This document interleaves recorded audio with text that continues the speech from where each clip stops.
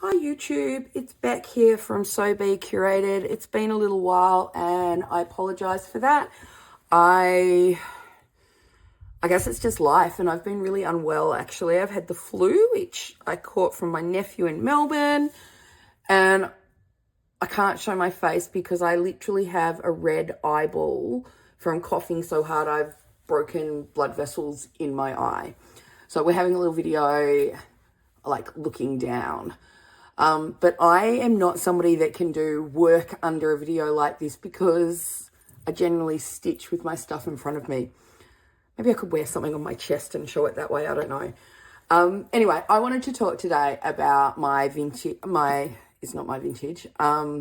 It's my Forth Tiny Trip Quilt. Now I have finished maybe my quilt top and I love it very much. But firstly, I'm going to talk about this beautiful vintage quilt top that I purchased. I think I've shown it on Instagram before. It's probably before I had a YouTube. This is a crib-sized quilt. It's not very big, and it has been handmade, hand-pieced, like by a maker in the past, and it's not finished because it's just the quilt top. And some of these seams are very fine, like about 1/8 of an inch, with generally now working with about 1/4 of an inch. But this was made when fabric was being reclaimed and reused, and it was all the last little bits. And you can really see this in this quilt top in a number of ways. One, with those tiny seams. Two, you can see here, I mean, it's all over the quilt and the one next to it as well. Some of these blocks have been pieced down the middle and here as well. And previous maker has pattern matched it. And that's because this is all the fabric she had. So she was, I assume, that's my presumption, sorry. She was working with what she had and there was no more to be had. And like even sometimes the circles have been matched in the middle to create that dot. And there's other areas of it, which I probably won't be able to find now because I've just mentioned it, where the fabrics don't actually match. And until you really look for it, you don't see it. In this block here, these two squares here do not match in with the rest of this round, and she's pieced out this little piece here. So probably that was just the end of the fabric that she had available to her. And again, over in this block over here, these two squares here are a different fabric. Now this quilt top, as I said, never finished. Made for a baby, or it's a baby size. It has been, at some point, somebody has come along and machine stitched a border around it with just a calico that is, like, it might have always been intended to be there because it's quite, like, the fabric is very similar to this joining fabric that has been used between the blocks. But it is a bit of a shame that that has been machine stitched on, because I can't imagine all the work that was put into this quilt top was intended to be machine stitched like that. So this quilt is like probably, I'd say, from the 1930s or 40s. It has a lot of 1930s and feed sack type fabrics in it. You can feel some of the fabrics are finer than others. Some of them are worn, so probably reclaimed from dresses or the like. And it's still got quite a modern feel. And I think that is partly because of the use of the colours, like this bright blue here, like a royal bright blue, and also the spots. So not only like this kind of spot, the maker has made use of these prints that have what reads as a spot as well when you stand a bit further back. And I just loved it so much. I like to, this quilt is often up in the shop. I think about the previous maker a lot in terms of I wonder why it wasn't finished. There's a lot of care that's gone into it. Was it made for a baby who maybe didn't make it? Was it made by a grandmother who might have passed away? Was it...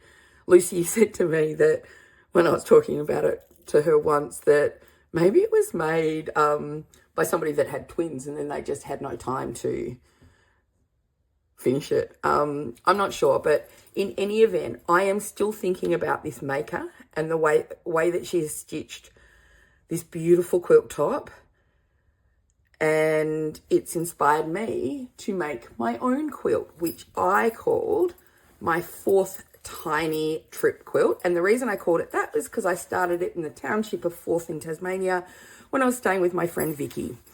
So there's the inspiration quilt, and here is my quilt. And you can see just here that the scale of this one is much smaller than mine. I've used a postcard project from Kingwell, and it looks like so.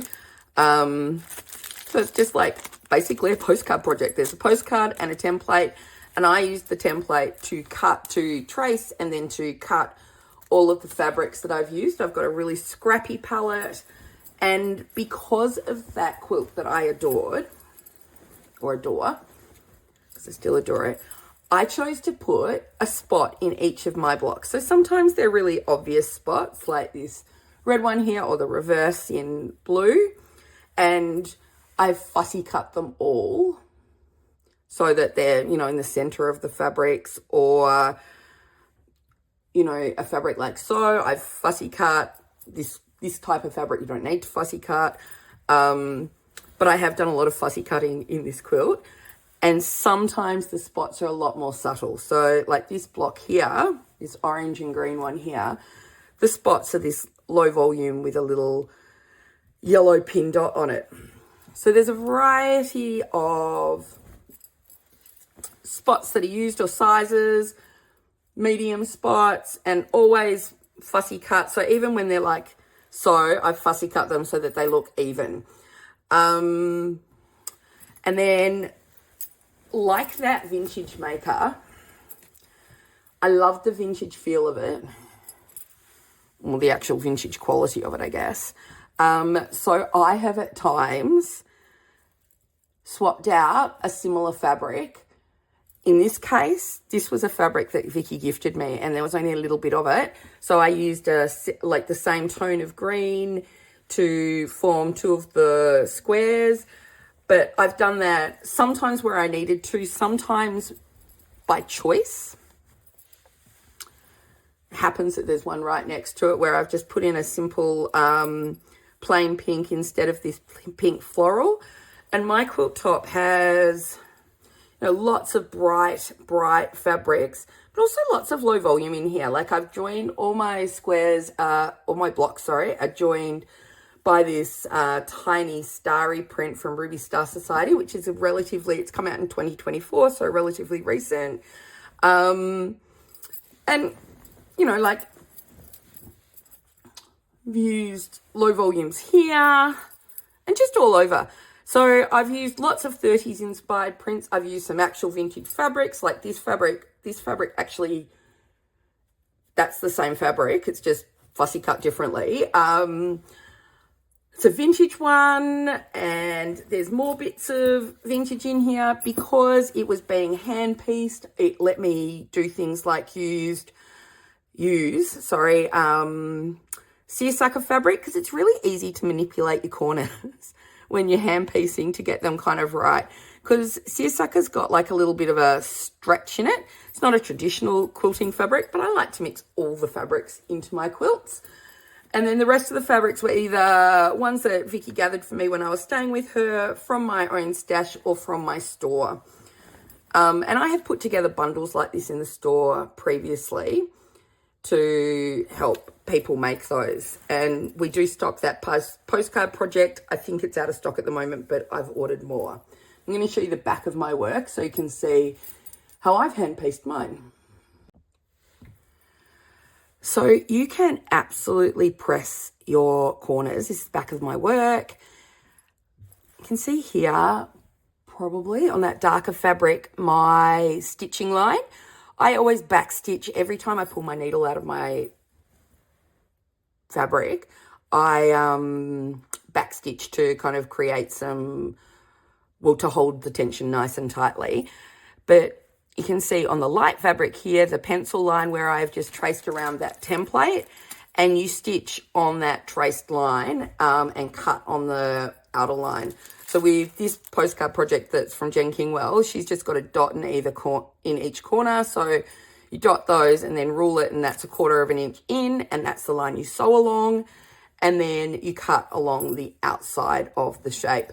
Now, there are stamps. I've seen people using stamps, and that's probably a really good idea. I just didn't have one, and I actually quite enjoy that process, but it's probably quicker to do it with a stamp, but I'm not always after the quickest project.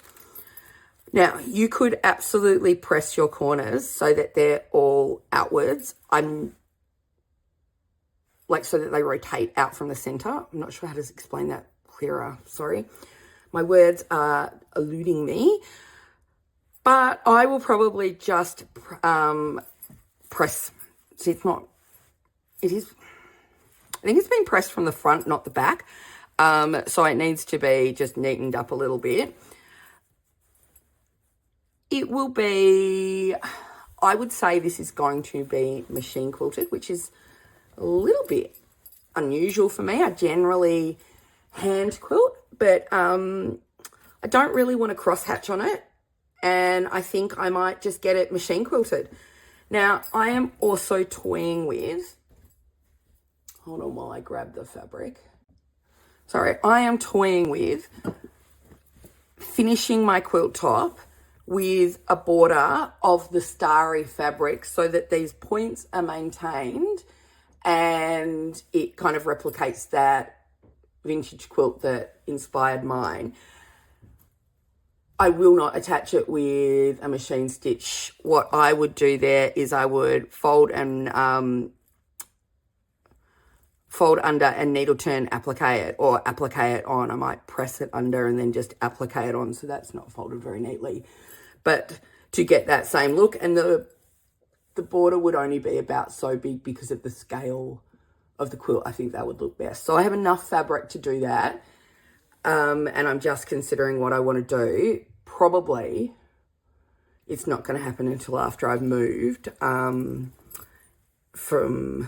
our current premises to the new premises, which is hopefully happening the start of that move is happening in about 2 weeks now, hopefully.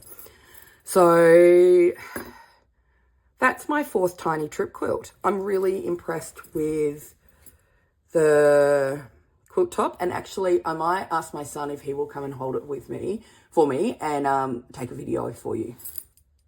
Oh, it's beautiful, Maxie. Oh, I think I turned on my video. Anyway, this is my son Max is holding this for me, and try not to stretch it too much at the top, Maxie, because it's kind of pulling it. But this is what the quilt looks like. So that's my Forth Tiny Trip Quilt. Lots of pink, lots of green, some darks in there, joined with that Ruby Star Society starry print. Are you over it? No. Oh. And just, a really happy quilt. Okay, thanks for being here, YouTube.